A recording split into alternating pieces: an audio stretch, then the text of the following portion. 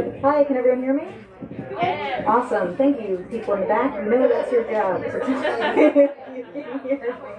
Thank you so much. Hi, everyone. Welcome. Please do grab a drink if you haven't already. Please do take a seat if you haven't already. Welcome to our event, this On the Cusp takeover of Green Apple Books on the Park, celebrating Allison Landa's Bearded Lady. Let's give it up for Allison.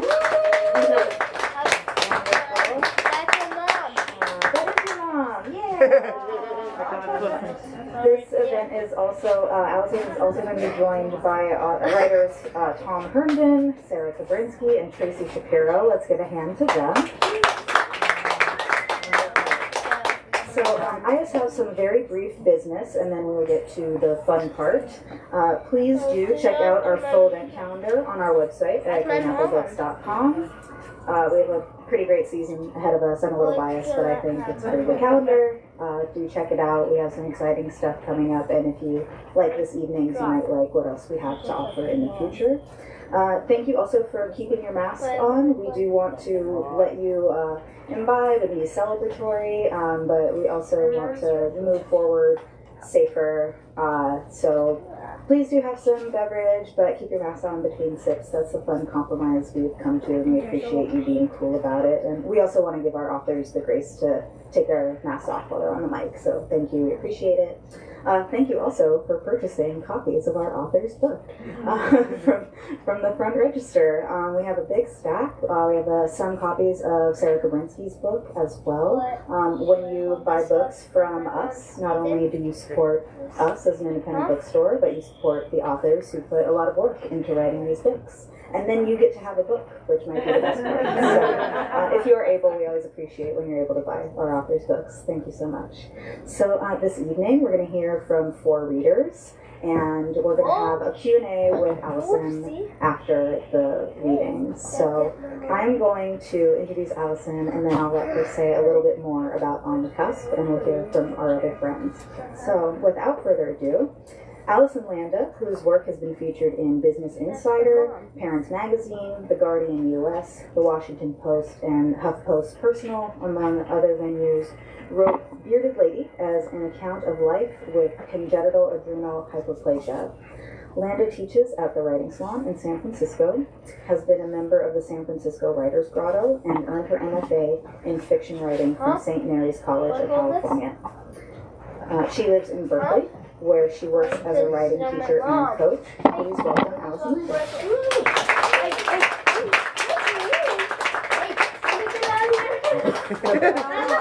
Sorry, honey, not for you. Okay, Sorry, honey. Okay. Sorry, my son is a bit of a performer. Okay. Thank you, Cara, thank you, Green Apple, and thank you. Sorry, honey. And thank you to everybody who's here. I really appreciate it. Sorry, Buzz. Off with you. On the Cusp was started as a celebration of moments that matter. It's basically, when does your life change? When does your life, and it often will change in very weird, very bizarre, and unexpected ways in a moment. So that's how On the Cusp was started. We paused during the pandemic, but I'm so glad to be back. And I'm thrilled to be at Green Apple. So I just want to thank everybody here, and I want to thank you all for being here. Just give yourself a round of applause for a moment. And without further ado, I would like to introduce Tom Herndon. Tom Herndon is a multi-genre writer. His main characters tend to be LGBT. His current works in progress include a historical romance, a crime story, a memoir, and a collection of short LGBT love stories he calls the Romance Compendium. When he's not writing, he's cooking. As a professional chef for nearly 2 decades, he cooks for private families in the San Francisco Bay Area. He lives with Dan, his husband of 26 years. His goal is to become a better writer than he is a chef, and he's a darn good chef. Tom Herndon.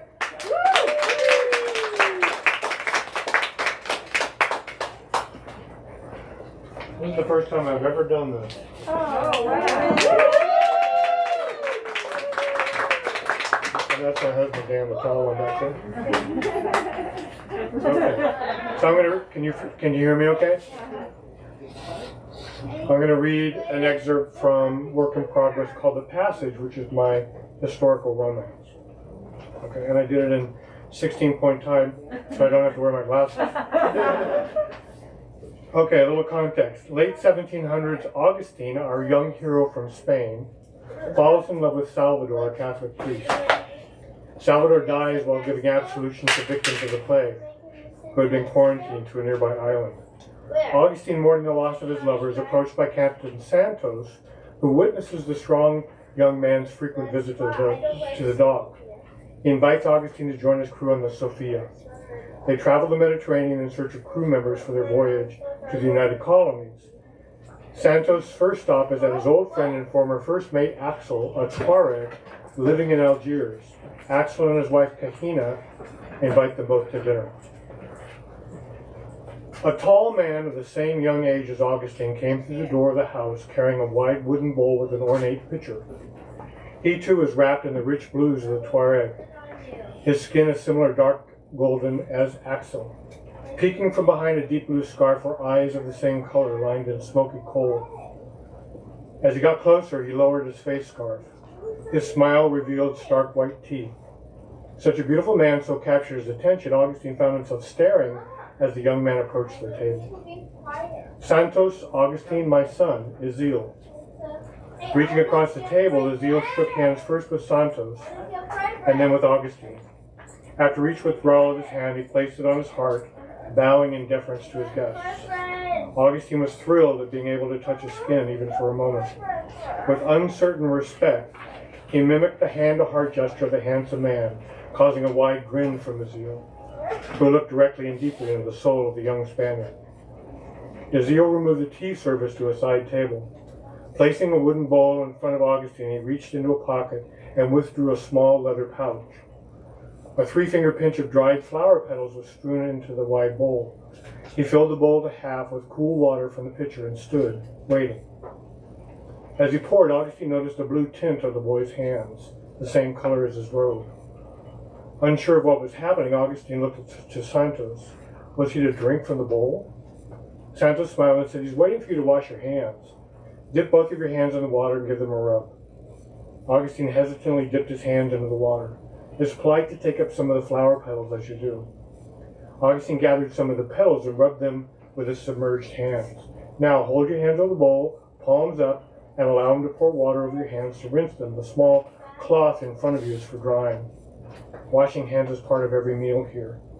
Augustine followed the captain's instructions. Ezil was standing close enough that his scent surprised him.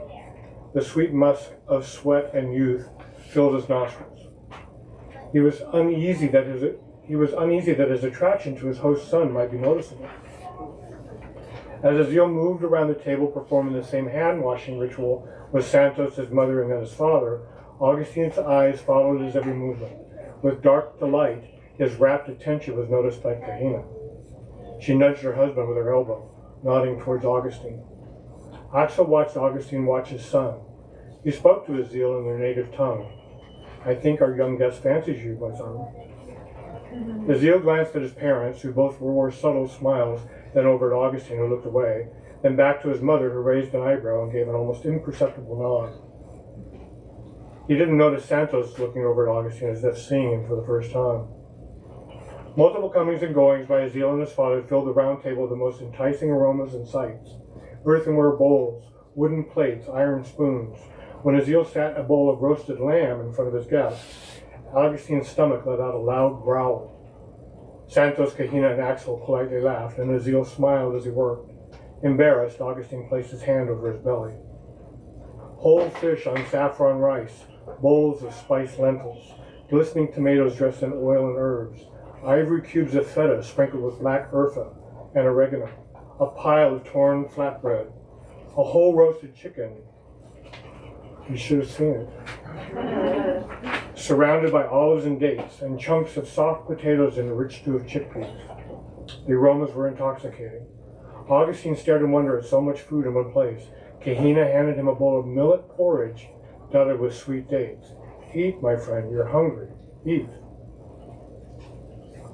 "I suggest a bath. The boy smells like a donkey." "Mother, Ezil." She took his face in her hands and kissed both eyes. "How long has it been since you were with Macreen?" Augustine is handsome and he has manners, as rough as they are.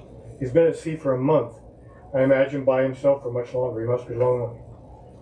A bath. Azil loved the white marble basins of the local hammam, the hot rooms, the cold plunges. After an hour of vigorous washing by men wearing rough gloves, a bather's skin glows like the moon. A warm wrap and soft towels, then a leisurely rest while enjoying aromatic tea, sweet ices, and his favorite, the chewy candy from Turkey. Your father and the captain have much to discuss tomorrow. Please be a generous host to your guest. The following morning, after a simple breakfast of shakshuka with toasted bread, pomegranate jam, and goat butter, Azil made excuses and invited Augustine to walk with him. Augustine was more than happy to accompany his handsome host to wherever he wanted to go. They walked back through the busy marketplace.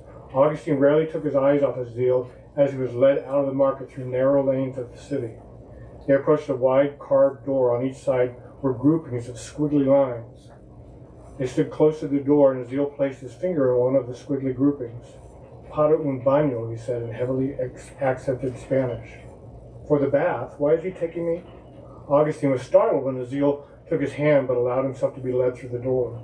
He sat, wrapped in a large towel, and watched. Azil was being rough-handled by a large, hairy man, dressed only in a red loincloth and wearing strange, rough coverings on his hands. The man was lathering him with scented soap and trying to scrub his skin off. Azil smiled as the man did his work. When he finished, he poured buckets of warm water over the young man, rinsing off all the lather. Azil, toweling himself off, motioned for Augustine to come over. He gestured for him to lie on his stomach on the wide, round marble slab. Augustine climbed onto the surface, which surprisingly was heated from below, and lay prone. He turned his head towards Azil, who placed his hand on Augustine's shoulder and whispered in his ear, "Enjoy yourself." After Augustine scrubbed down, Azil led him to the cold plunge. Next was the hot room. When Augustine was sufficiently suffering from the intensity of the heat, Azil led him back to the plunge. Fully invigorated, Augustine felt radiant. Azil once again took Augustine by the hand and pulled him into a maze of marble hallways. He guided him through a thickly beaded doorway into a small room covered in lush carpet and scattered with embroidered cushions. Azil gently drew Augustine to him, their eyes and bare shoulders at the same level. He undid the tie of his towel and let it drop. Then he did the same for Augustine.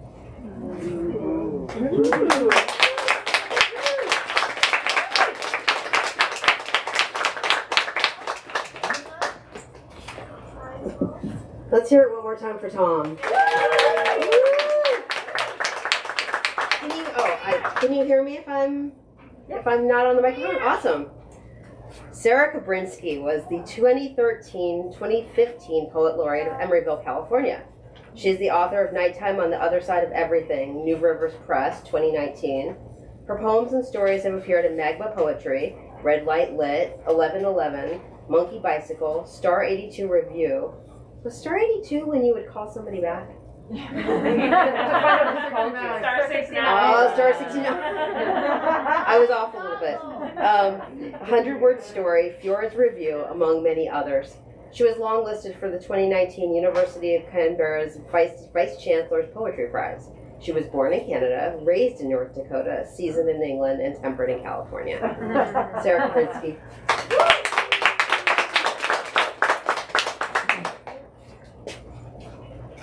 Hi. Okay.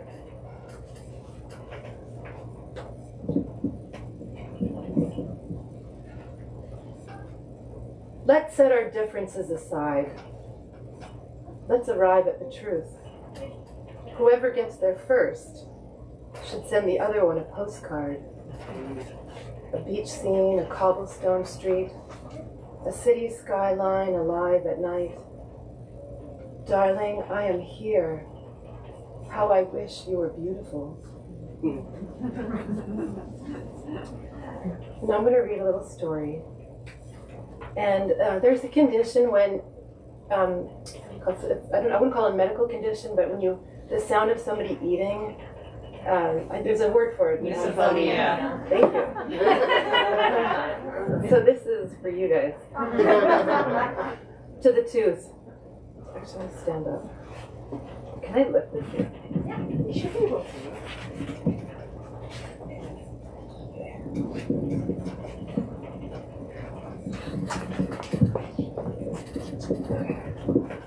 Thank you. Okay. To the tooth. I'm just gonna take my shoes off so I can meet the microphone. It's easier.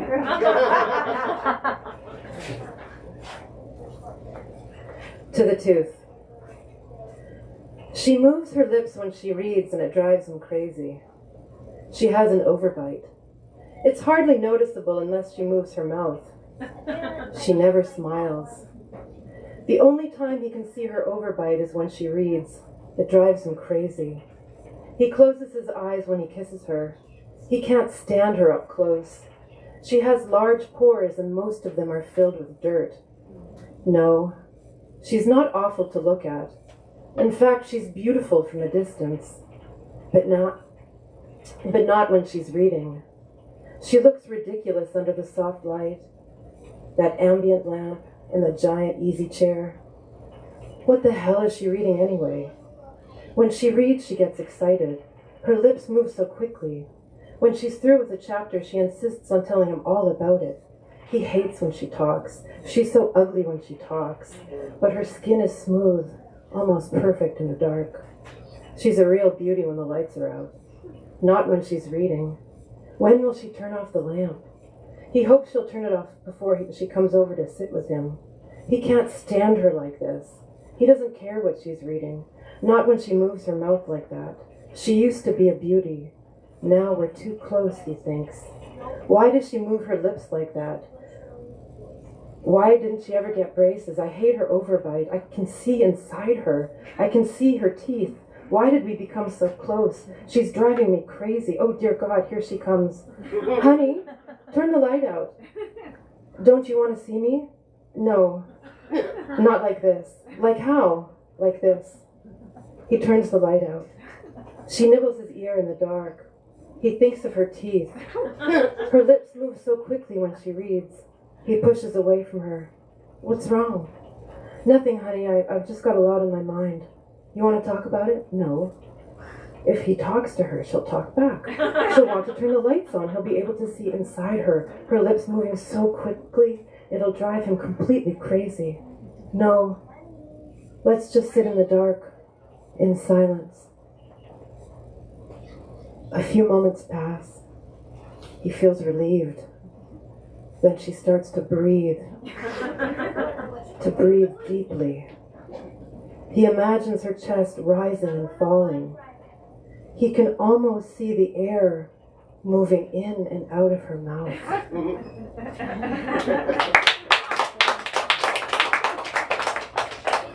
And I'll end with a short poem called Labioplasty. It's from my book, Nighttime on the Other Side of Everything. Labioplasty. Frances told them she had it done after she birthed her third child. It felt, she said, like twirling a pencil in a cave. But the truth is, she hated her own asymmetry. How one pink lip was bigger than the other. Darker, too. How it peeked through her fleshy shell like a curious turtle's head. She changed her breasts and most of her face as well. You can't read her reasons for anything now. There is no tell when your pout is frozen forever. Next she'll have her teeth, her hair, even her asshole bleached for good measure. You can never be too beautiful, too clean, or too white.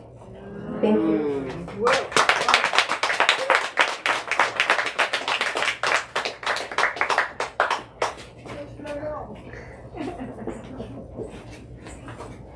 Let's give it up one more time for Sarah Kobrinksy. I'm going to see if I can, there we go. Woo. All right, don't attack me here. You know what, I'm just going to do this. Tracy Shapiro is an Oakland-based writer and musician, currently earning an MFA in poetry and playwriting at San Francisco State University. She has released 2 albums, Tango in 2016 and Ouroboros in 2013 with her band Steel Cranes, written and produced 2 plays, Celery for Two in 2017, and Sex with Buddha, I love that title, in 2015. And released a musical comedy album, Totally Awesome and Fine, in 2009 with her eponymous solo project, Tracy Shapiro.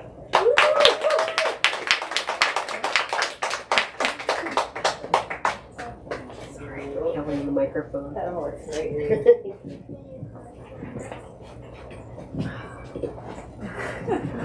Thank you, Allison. Thank you for having me. Thank you for coming. Yes. All right. I only spoke briefly with Sarah before speaking, but long enough to know that she has a plan to save the world that involves Dolly Parton and The Rock, and I happen to have a poem about Dolly Parton and The Rock with me tonight, but I'm only going to read the one about The Rock, so I feel like there's some harmony happening amongst us. What I meant to tell you when you interrupted me to ask how I'm doing as I quietly watched my frozen burrito warm and cackle in an office microwave. When you get home, stand in the middle of your kitchen and lift a large white dinner plate above your head with your arms slightly in front of you. Drop the plate on the ground. Empty your cat's litter box atop the shards. Turn the suede satchel with all the lint you collected from the dryer in the last 2 months inside out. Hold your breath, give it a good shake. Here, you may want to grab a broom and sweep things, not necessarily together, just around, like stirring a pot. If you have a coffee mug with an owl on it, great. If it's turquoise, even better. Toss it in the air and pray it doesn't get off easy, landing on cat poop or the lint pile. It's nice to have a hammer at the ready to whoosh down and smash that fucker if it doesn't break. Fucking owls. If you hear a hoot, smash it again. Take 10 and walk next door to see if Cindy will let you collect some lint from her dryer. Bring an egg. Reciprocity. When you get home, pull Cindy's lint apart, tiny strand by tiny strand, and lay each one in its perfect spot atop the pile of ceramic shards, cat litter, your dryer lint, and cat poop. I'm like that pile. I am that pile. That's how I'm doing.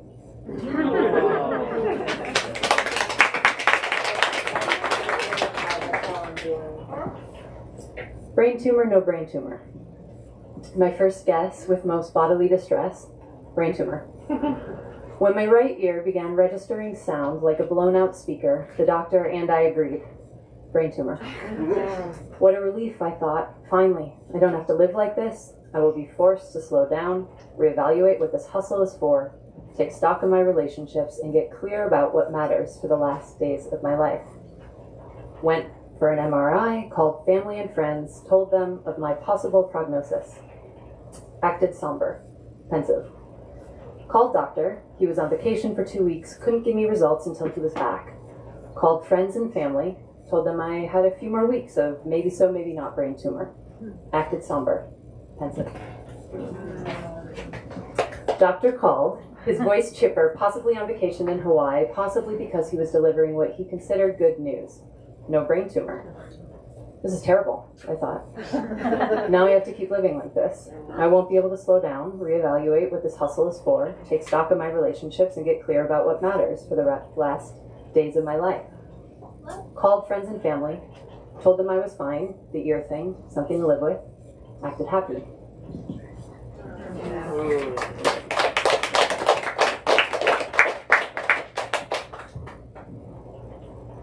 So nice, so nice. He was so nice. Nettles, potatoes, puree with butter sage. Story about a famous chef who says good cooking is getting out of the way of good ingredients. Learned archery in the Upper Peninsula, killed first deer last November, but yesterday went mushroom foraging with friend who is a chef at restaurant Tesso or Fusco or Zesty or Zelfie or Beyonce or Polanski. Obscure 70s movie reference, obscure 80s movie reference, obscure 70s movie reference. I say, I don't know 70s or 80s movie references. Obscure 90s movie reference, obscure Roman dictator reference, obscure art corridor reference. Ask us if I want to hear the worst dinner story ever. Waiter never came, so we flagged down the host and told him, hey, the waiter never came. And then the waiter came and he ordered chicken for the table, but it arrived an hour later, raw in the middle. So he pulled over the manager but didn't get angry, was instead so nice, was instead so nice. Just asked if it was everyone on the line's first night. The manager was surprised and said, yes, thank you for being so nice, so nice. He was being so nice. And then the manager says, thank you for bringing everything to my attention. You really understand restaurants. You've been so nice, you've been so nice.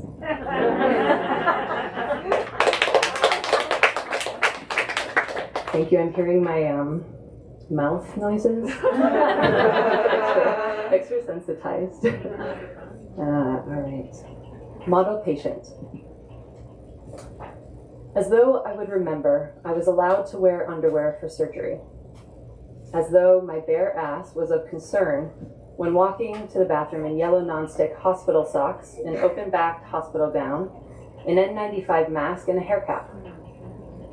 As though I would be steady, even charming, alone in pre-op due to COVID restrictions, answering the same 10 questions over and over, reminding me of all the other sets of repeated questions, reminding me of how long ago I was first diagnosed, how thankful I am I didn't know back then what was coming, how disorienting it was to perhaps be nearing the end of an era. As though the nurse, commenting on how cold my hands were and then fetching me a warm blanket, wouldn't yield 3 tears slipping discreetly one after another from my right eye into the shelter of my mask. As though the anesthesiologist was an indecisive Libra asking me what I thought about twilight sleep versus general anesthesia, and then saying, oh, yeah, when I told him I thought this surgery required twilight sleep so I could be awake and responsive to commands. As though I would be forgiving because he was so handsome seeming behind his scrubs and mask and hair cap. As though I would want to be awake while getting my face cut into. As though they would humor me when they rolled me into the operation room and I declared I would like general anesthesia, please. As though twilight sleep wouldn't be every bit as relaxing and enjoyable as they said it would be. As though the tight 5-minute stand-up set that I was writing in my head while they cut into my face would ever work on such a small crowd of serious medical professionals. As though the nurse that declared his headaches had ceased since he stopped eating 7 or 8 pears a day was a serious medical professional. As though my comment, you guys should teach surgery to the surgical team that fucked up my eye in my first surgery, was a hilarious single-sentence distillation of my 5-minute stand-up set. As though my left eye opening for the first time in 4 years was a surprise, something I hadn't considered as a potential outcome of a surgery designed to do exactly that. Thank you very much. I'm going to sneak in a rock poem and then be on my merry way. Waiting for the rock. I longed to catch a whiff of my dog's breath in the weeks leading up to one of his tooth extractions, like I longed for a short lick of a winter flagpole before I learned to associate that tinny glacial fervor with the chant, you'll shoot your eye out. An eye doctor asked me a few years ago why I kept swatting his hand away when he was just trying to administer eye drops, when he was just trying to check my eye pressure, when he was just needing to lift my lid, droopy from the last surgery. I wondered if he'd be unimpressed looking at Earth from the moon's surface. I think he might be, and that would make 2 of us. We could grumble to one another on the spaceship ride home about how much Earth looked as expected, just like all the pictures. I tell him about how when that apartment building collapsed in Florida, I kept watching the same news clips over and over, waiting for the rock to climb out of the rubble with a person over each of his shoulders. The eye doctor would tell me about his evenings on eBay, bidding on knockoff O'Keeffe paintings, like the pink, orange, and other pink one on his office wall. We'd muse about how both of our maternal grandmothers claimed the red poppy as their favorite flower. I'd ask him if he was also sometimes confused by how the smell of something dying could be so sweet. Thank you. And to Allison. I was like, oh my gosh. Thank you. Wonderful. Thanks so much. And let's hear it again for Tracy Shapiro. And for all of our readers. I know some really fucking talented people. I'm very, very, very honored. This is from Bearded Lady, a memoir that came out in October. I moved to Sutter Street. It's a big pink house in a leafy neighborhood. From the living room, you can see a slice of the Bay Bridge. Marty and Peggy are my landlords. They live upstairs. They run a costume shop in the basement and breed Pomeranians. David is the other tenant. He's a Lenny Kravitz lookalike who tosses verbal barbs. He's a graduate student studying computer animation, formulas that look like scrawled ancient Greek when I peer over his shoulder. He's observant, too observant. I find myself afraid of the perceptive vision he so often masks with dark glasses. I grow familiar with the home he and I share. I learn the squeak of the floorboards as I walk from kitchen to bedroom, the feel of the dull kitchen knife in my hand, the pop and click of the toaster. Sometimes I'll clean the mold off the single white chair in Marty and Peggy's overgrown backyard and sit in it, turning my face toward the sun. It will tan your face evenly, my mother says in my memory. Maybe there's still a chance. I get accustomed to the bathroom. I learn the tricks of the light, the exact angle at which to hold my chin while looking in the mirror, the ways to fool myself into thinking the hair does not show. I figure out the pulse of the shower head, the sting of the water as it beats on my back. You don't hate your body, I tell myself, running the razor along my skin, wincing as the blade catches and blood begins to flow. You just haven't figured it out yet. My new workplace looks like Cookie Monster's asshole. It did too. Blue cubicles, blue walls, carpet the shade of sky. Maureen, a stocky blonde with bangs who is now my boss, leads me through the maze on my first day. Behind every cubicle is a face. I evaluate each and know they are doing the same. I want to believe that journalists, those involved in the world of words, are different, that they judge from the inside out, that they look at the eyes and evaluate the soul. Bullshit.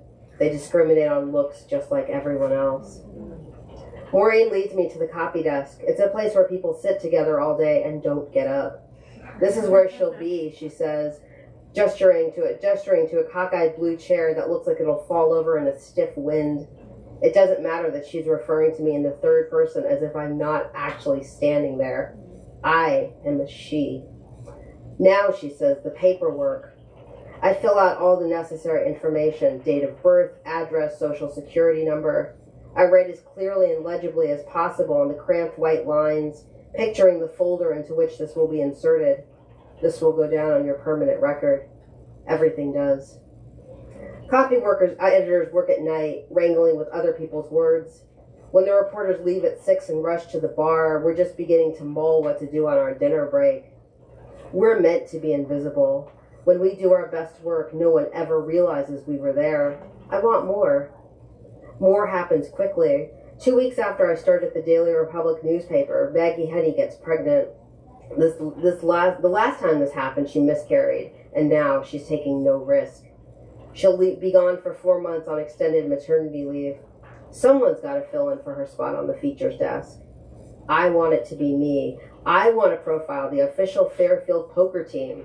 I want to write the weekly senior center column. More than anything, I want to leave the office at 6 and head to Grizzly Bay Brewing Company with the rest of the reporters. I go over to Maggie's desk. She's a sweet woman with puppy eyes and an ever-present candy dish. Sometimes I hear her laugh across the room, and it's like an odd ray of light breaking through fog. I start to open my mouth, and she puts a hand on my arm. You know, she says, the job's probably yours if you want it. And how? We've got to send a message, the woman on the couch says, her slender body splayed across the leopard skin print. She has a dark punctuation mark, a hyphen that occasionally stretches into an M-dash. She's the publicist for a local hip-hop band. She is easily twice the band member's age, and she confounds them. They adore her. They are confused by her. And I'll be damned if they don't go home and jerk off after each meeting she holds with them. Her apartment is a sly sex chamber. It's dolled up with lighting and scarves, design elements that wink and flutter knowingly. Magazines that smell like perfume samples are stacked on glass end tables.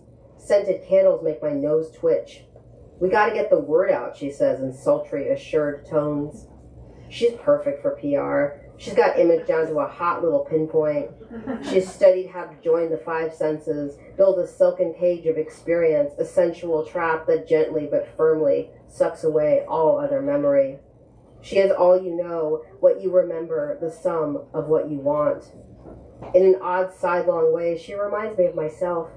I know how to draw attention away from my failings and toward my positive qualities. I've developed an extroverted personality that far outstrips my inner self. I am forceful. I control my image as best as possible. These boys have something to say, she tells me. I've been here a half an hour and I still don't have a clue as to what their message is. I do know that I need to pee.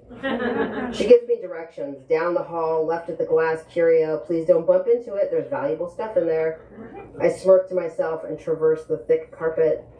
Then I'm in the bathroom. I lean against the window and collect myself. The hardest part of my job is talking to people, parrying their words, collating my notes, making sense of what they have to say. Sometimes I feel drained by their energy, their need for recognition, for acknowledgement. If I can't always do that for myself, what makes them think I can do it for them? I sit on the toilet. I wonder if she's on the other side of the door, listening, taking notes. She seems like that kind of woman, fragrant and fragile on the exterior. Inside, I bet she's got the heart of Hitler and the moral compunction of Michael Milken. When I talked to her band members on the phone, they sounded like little hip-hop hypnotics. She fly. She kick ass. I'm supposed to quote them on this? I wash my hands. Her soap smells like jasmine and cloves, one part air, the rest fire. I meet my eyes in the mirror, and for once I can look at my entire self. There I am, reflected. I am a person. I am fatally flawed, just like everyone else who walks this earth. I poke into her medicine cabinet. It opens with the slightest creak, designed to only be heard by the guilty. I look around. What do I expect to see? There's no accusing finger wagging in my direction. Just lots of body shop potions and gilded mirrors. Initially, I'm disappointed. A stack of Crabtree and Evelyn botanical body bars, body time face cream, and something called hydrating serum. Fancy finds, but hardly surprising. Then I push aside the Honey Dream hand cream and everything hits. Celexa, Lexapro, Valium. Huh. Other people need things. Beautiful, live people who dress up their cookie-cutter apartments like Egyptian sex dens. They too have holes to be plugged by pharmacology. I already knew this, but I'm not opposed to being reminded from time to time. Why does she pop all these pills? Does she crave that injection of happy transmitters? Are you even supposed to mix all this shit? I wonder if she ever considered doing what I've done, giving it up, going au naturel. Doubt it. Nestled next to the pills are yet more pills. Imodium, Pepsid, stool softener. Couldn't you just push some body butter up your ass and be done with it? I flush the empty toilet again. Better she thinks I've done something obscene in there, something requiring the blush-worthy double flush, than suspect I found her age elixirs and rectal potions. Where to wear one's flaws? On your face, where they can never be concealed?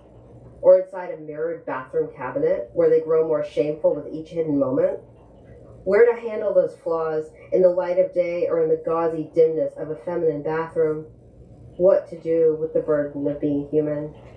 Thank you.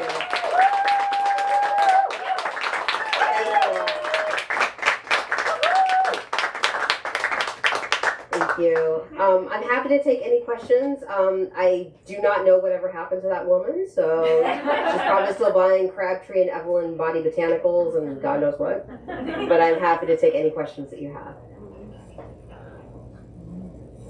Yeah, Barbara. How did the article turn out?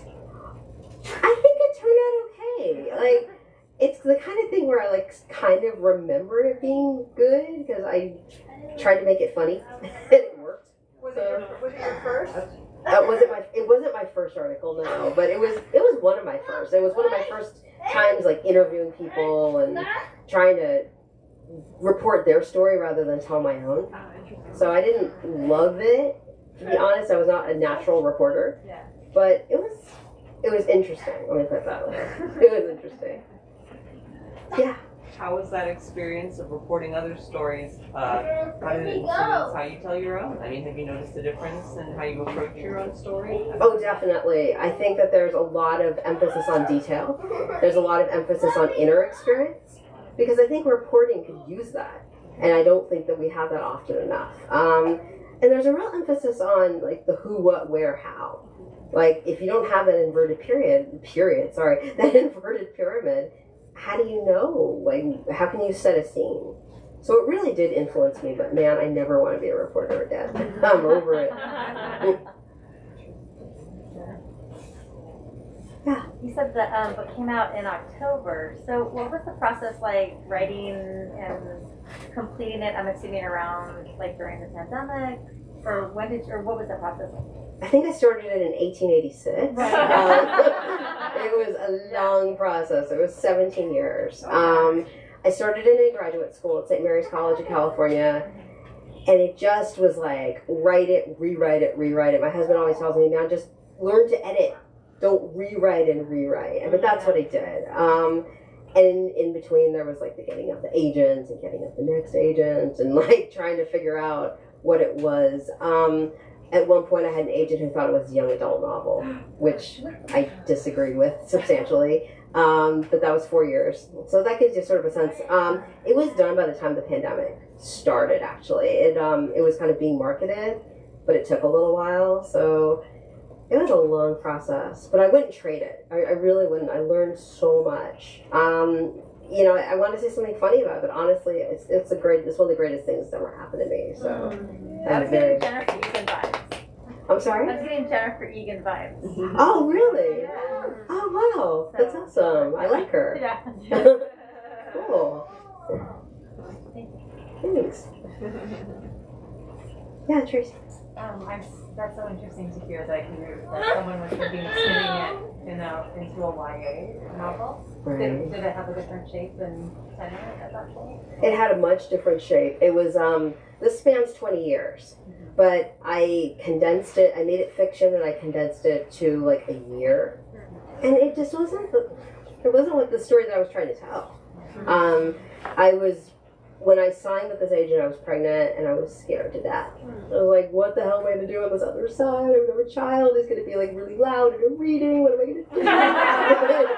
Sorry, honey, I love you. I do. I mean, he's a great kid, but I was really nervous. So this agent came along and she really wanted it to be young adult. And I was like, maybe it didn't work. But I'm glad I tried, just so that I knew. Like, and she said the memoir will never sell. So... Sorry, Miriam, it's it.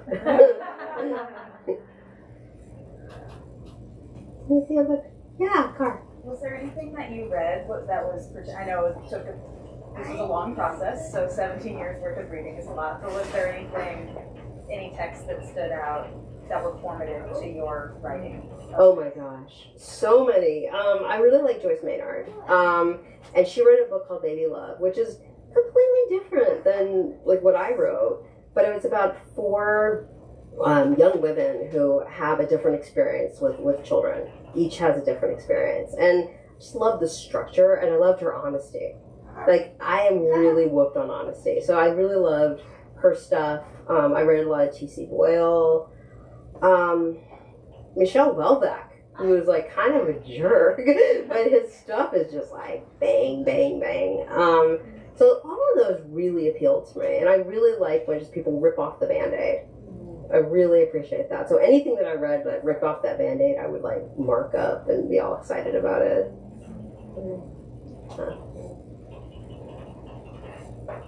Any other questions? Yeah, Dan. It took a long time to write the book. How did you know when you were done?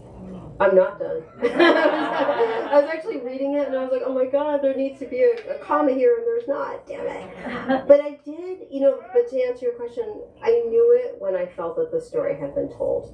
And it didn't have to be perfect. It's not perfect. It didn't have to be perfect. I don't want it to be perfect.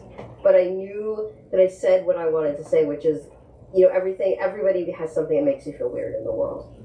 That's the biggest thing. It's not so much about like having facial hair, or like shaving on the sly or whatever. I mean, it's about that, but it's really about like what makes you feel weird when you walk into the room. And I think we all have that. So that was sort of, I think to answer your question, I knew it was done when that higher theme got hit. And I was like, all right, that's it. But no, it'll never be perfect. It'll never be totally done. Yeah, Buzz. I think you're wrong. Last I checked, I am. Come here. Give me a hug. I love you. Give me a kiss. Hey, no hitting. Any other questions? Well, whoa, hi. I want to thank you all for coming out. You know, you could do anything with your Friday night. And you're watching my kid climb on me. This is fabulous. I think I'm a kid. I know you're a kid. But thank you. Please buy books. You know, keep our independent bookstores going. And thank you to everybody. Thank you to Green Apple. Thank you to the readers. Thank you all.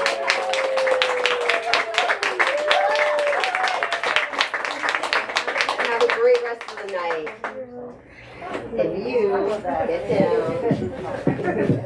Can we give one more hand to Allison Landa? And one hand to Kobrinksy and Tracy Shapiro. Thank you so much, and thank you all for joining us here and online. Hello, online. And we, like Allison said, we have copies of her book. We also have copies of Sarah's book at the front register. Is it safe to assume that you would sign? Absolutely, I would love to. I'm going to sign some books. So if you grab one at the front, you can bring it back here. We also have other books. So please make yourself comfortable. And we'll see you next time. Thanks.